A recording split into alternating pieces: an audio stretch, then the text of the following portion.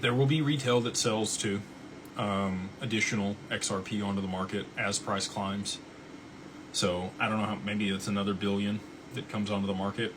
The one thing that I will say about XRP holders in particular is they're here for the big numbers. We believe in the big numbers, and we're here for the big numbers, and so I think a lot of people are just going to hold. And again, that there's not a whole lot of supply if people aren't willing to sell.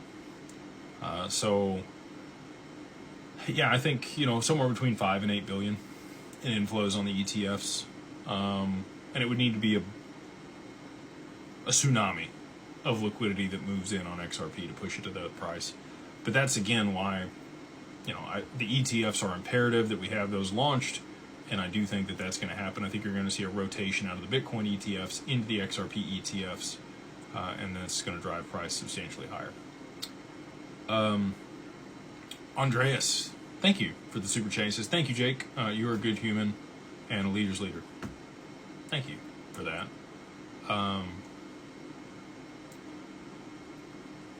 I want people to win. I've talked about this before. Sucks to get rich alone. Like if you're flying on your private jet to your own island all by yourself, like maybe your family, like cool, you can spend time with your family, but if you've got a bunch of other rich friends to go do cool stuff with, that's a lot more fun.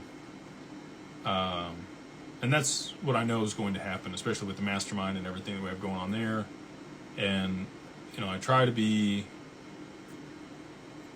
I've had bad managers before, and I've worked for people that did me dirty and didn't hold their word. I don't like that. And I've made mistakes too. It's not like I'm a perfect human being either. But I learn from those, and I do my best to iterate on that and make sure I don't repeat mistakes and treat people how I would want to be treated.